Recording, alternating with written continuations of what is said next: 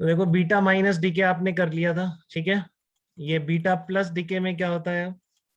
Beta plus DK में उल्टा हो रहा है बेटा। बीटा माइनस डीके आप याद रख सकते हैं, न्यूट्रॉन प्रोटॉन में कन्वर्ट होता है तो एक इलेक्ट्रॉन निकल जाता है न्यूक्लियस से, ठीक है।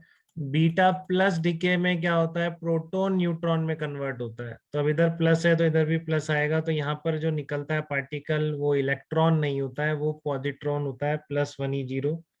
मास तो इलेक्ट्रॉन के बराबर, बट चार्ज प्लस करके जो इलेक्ट्रॉन का चार्ज आएगा वो इस पर होता है, +1.6 × 10⁻⁹ कूलम। तो वो आपका पॉजिट्रॉन होता है, ठीक है।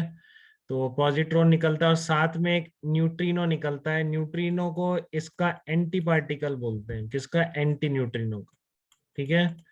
ये न्यूट्रिनो और एंटी न्यूट्रिनो क्या होते हैं? एंटी पार्टिकल होते हैं। एंटी पार्टिकल क्या होते हैं, कैसे होते हैं, इसमें जाने की बिल्कुल जरूरत नहीं, ठीक है।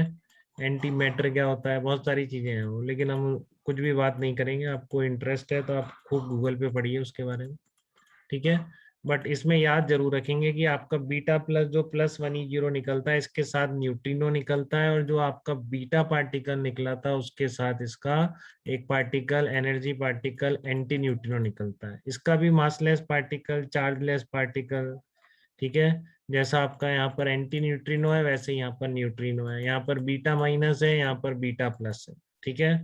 तो अब इस बीटा प्लस की प्रोसेस कैसे लिखोगे आप, रिएक्शन कैसे लिखोगे? न्यूक्लियर रिएक्शन में क्या कांस्टेंट रहता है ये आप सब देख चुके हैं कल। तो जैसे आपका ZXA आपने इधर लिख दिया और आपने बोला कि इसमें से एक क्या निकला? पॉजिट्रॉन। तो पॉजिट्रॉन को कैसे रिप्रेजेंट करते हैं? +1 E0, ठीक है ना, क्योंकि इस पर चार्ज कितना होता है? +1 होता है। बट इसमें न्यूट्रॉन तो है नहीं, पार्टिकल है, तो न्यूट्रॉन नहीं है, तो इसलिए यहाँ ऊपर 0 दिखाई देता है, ठीक है। तो इसके साथ जो ये न्यूक्लियस नया बनेगा, लेट से वाई न्यूक्लियस बना, तो यहाँ पर +1 है, तो यहाँ पे कितना आ जाएगा कांस्टेंट रखने के लिए? Z-1, ठीक है। यहाँ पर ए है क्योंकि इसका ये 0 है, तो यहाँ पर हाँ वापस क्या आ ये आ जाएगा? जाएगा सर। ए आ जाएगा, ठीक है ना। तो ये न्यूक्लियर रिएक्शन में कांस्टेंट रहते हैं सारे प्रोटॉन्स, और ऊपर मास नंबर। इसके अलावा आप सोचे एलिमेंट कांस्टेंट रहेंगे, तो एलिमेंट कांस्टेंट नहीं रहेंगे, वही तो चेंज हो जाते हैं। एक्स किस में कन्वर्ट हो गया? वाई में कन्वर्ट हो गया, ठीक है। तो ये आपका बीटा प्लस डीके होता है। अब इसमें भी क्यू वैल्यू निकालनी है, तो ये वो जगह है बेटा जहां पर इलेक्ट्रॉन का मास कट नहीं रहा। अरे अरियंत, करा के आपने देखा है करके अपने आप से कट रहे थे कि नहीं कट रहे थे सब? आप कल कंफ्यूज हो रहे तो थे ना इसमें, क्या ये? इलेक्ट्रॉन के मास कट रहे थे कि नहीं हाँ कट सर, रहे थे? मैंने लेक्चर तो अच्छा, अब आपने नहीं। वापस रिवाइज नहीं कर पा रहे हो, कोई बात नहीं, चलो देख लेना। अब देखो इसमें, देखो यहाँ तो पे नहीं कटेगा, यहाँ ध्यान रखना है। केवल एक बीटा प्लस का एमिशन ऐसा है बेटा जिसमें कि आपका इलेक्ट्रॉन का मास कैंसिल आउट नहीं हो रहा है। तो ये जरूर ध्यान रखें, आप कहीं इधर उधर पढ़ेंगे, ठीक है।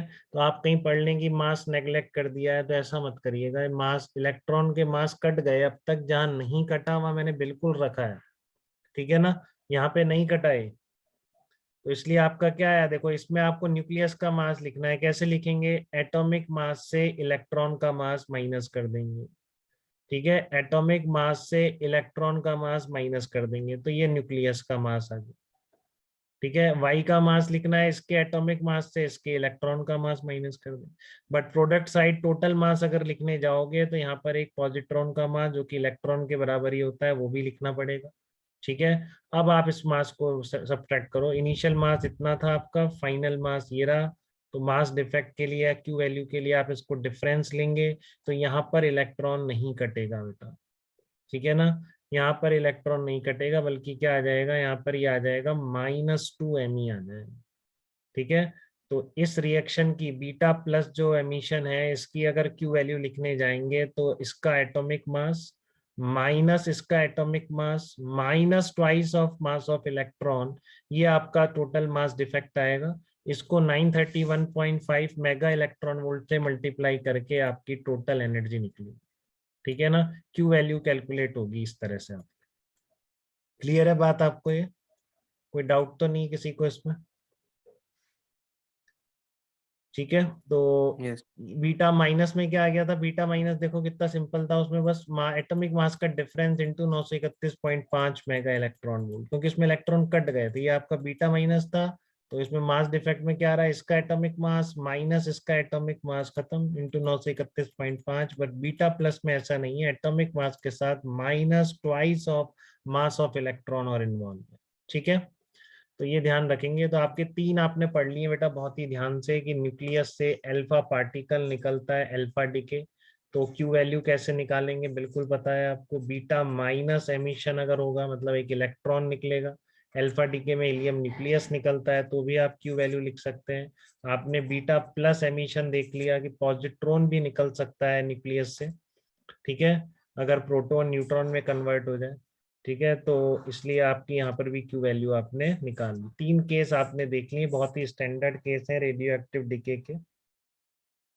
ठीक है, रेडियो एक्टिव डिके के बहुत ही स्टैंडर्ड केस है, alpha decay, beta minus decay, beta plus decay. तो यहाँ तक कोई कंफ्यूजन किसी बच्चे को? सारी क्यू वैल्यूज याद रखनी है ना? दोबारा बोलो, क्यू वैल्यू याद रखनी है ना? हाँ याद रखनी है आपको, याद ही रखें तीनों की।